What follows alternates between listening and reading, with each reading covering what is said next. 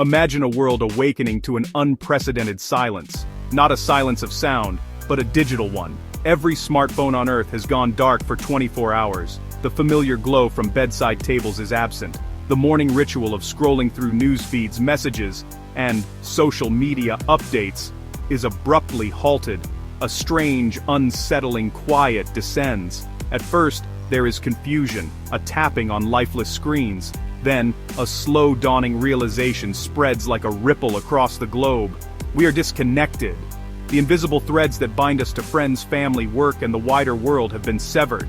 A wave of collective anxiety begins to build, a feeling of being adrift and alone in a world suddenly rendered unfamiliar without its digital map. This initial shock would soon give way to a profound sense of loss and disorientation. How do you call for help in an emergency? How do you navigate to a new address without GPS? Simple tasks that were once effortless become monumental challenges. People would spill out onto the streets not to protest, but to seek connection, to find a familiar face, or simply to ask what is happening. The buzzing digital town square has vanished, forcing us into the physical one. We would have to look up to meet the eyes of strangers, to speak rather than to type. For many, this forced interaction would feel awkward and strange, a forgotten language we must suddenly relearn under duress. The emotional fallout would be immense.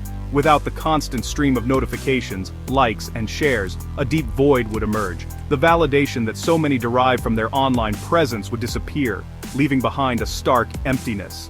This phenomenon, which medical experts are now calling tech-nostress, highlights our deep psychological dependence on these devices. We have outsourced our memories, our social lives, and even our sense of self to these small glass rectangles. The sudden absence of this digital crutch would force a confrontation with our own thoughts and feelings, an internal landscape that many have long avoided, by seeking refuge in the endless scroll. The silence would be deafening, filled with the anxieties we normally keep at bay with digital noise. As the hours wear on, a subtle shift might begin. After the initial panic subsides, some might find a strange sense of liberation in the quiet. Without the pressure to perform online or the fear of missing out, a new kind of presence could emerge. People might rediscover old hobbies, pick up dusty books, or simply sit and observe the world around them without the filter of a screen. Children might play outside, their imaginations running free from the confines of digital games. It would be a global experiment in mindfulness, thrust upon us without consent. This day of digital darkness would serve as a powerful and perhaps painful reminder of the life that exists beyond the screen, a life we have increasingly neglected.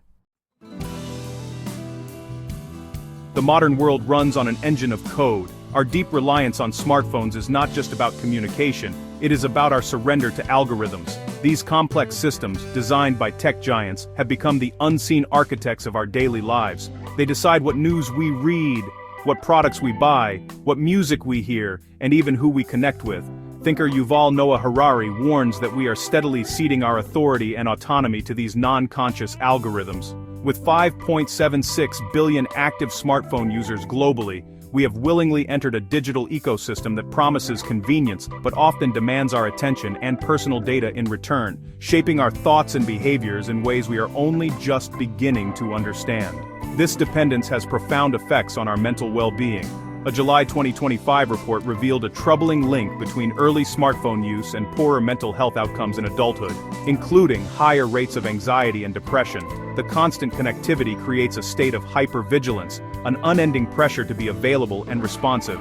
Our brains, not designed for this level of perpetual stimulation, become overwhelmed.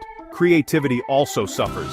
Scientists are now noting that our reliance on AI and algorithms is eroding our cognitive abilities. When we let an app choose our next song or a search engine complete our thought, we are exercising our mental muscles less, leading to a gradual decline in our capacity for original, creative thinking. The very nature of our humanity is being challenged. We are being programmed to seek instant gratification. The patience required to read a long book, to master a skill, or to cultivate a deep relationship is being replaced by the desire for a quick dopamine hit from a notification or a like.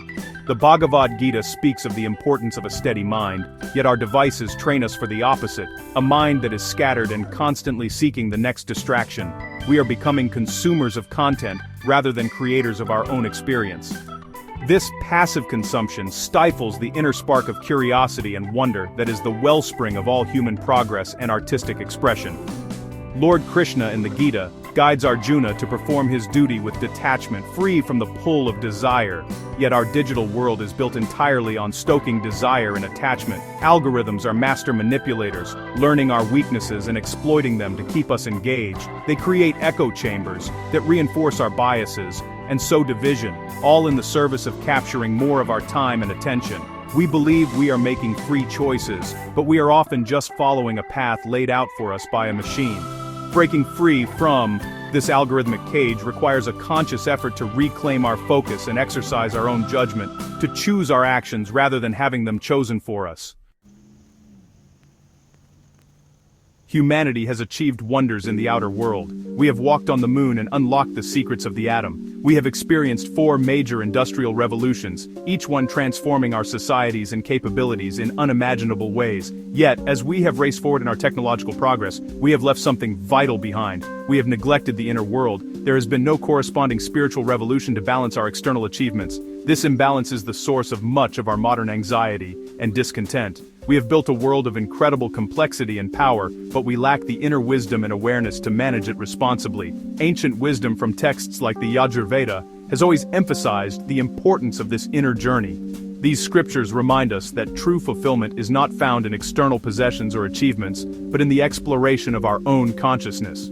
The spiritual master Osho spoke extensively on this, urging modern humanity to look inward. He pointed out that while a computer can process information with incredible speed, it cannot experience joy, love, or the silence of meditation. Consciousness, he taught, is the one dimension that technology can never replicate. It is the unique privilege of being human. By focusing solely on outer progress, we risk losing touch with this most essential part of ourselves. This need for balance is more urgent than ever.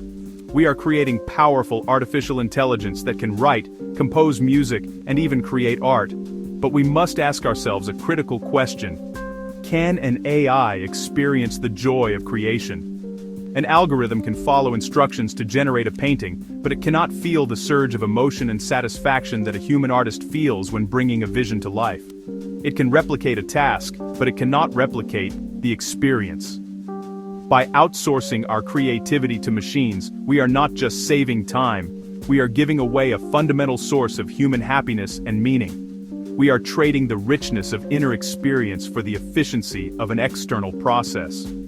The path forward requires a conscious decision to harmonize these two worlds. We do not need to abandon technology, but we must learn to use it as a tool, not as a master. The goal is to make our outer progress a reflection of our inner growth. This means cultivating self-awareness, practicing mindfulness, and making space in our lives for quiet contemplation. It means recognizing that while our devices can connect us to information, only our own consciousness can connect us to meaning. A spiritual revolution is not about rejecting the modern world, it is about bringing the light of awareness into it, ensuring that our technological creations serve our highest human values, not undermine them.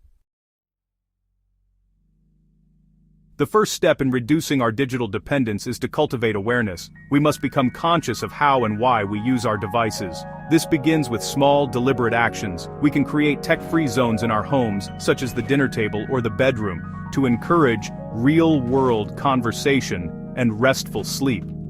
We can schedule specific times for checking emails and social media, rather than allowing our attention to be constantly fragmented by notifications.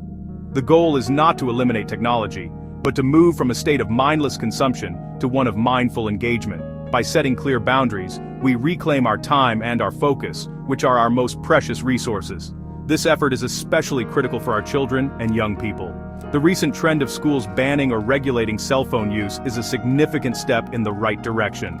As of October 2025, numerous states and districts have recognized the benefits of creating distraction-free learning environments. A 2025 study confirmed that such bans can improve test scores and reduce absenteeism. By removing phones from the classroom, we give students the opportunity to develop their concentration, engage more deeply with their teachers and peers, and learn the invaluable skill of focused attention.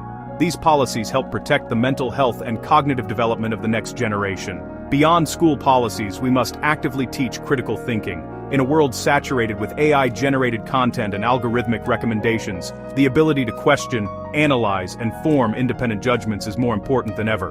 We must encourage young people to ask where their information comes from and whose interests it serves. We should empower them to be creators, not just consumers. This means fostering hobbies and skills that involve working with their hands, their bodies, and their imaginations, whether it is painting, playing a musical instrument, gardening, or learning a craft. These activities connect us to the physical world and provide a sense of accomplishment that no virtual reward can match. Ultimately, the goal is to build a life of greater wholeness and joy. This is not about a war against technology, but about finding a harmonious balance between our outer progress and our inner awareness.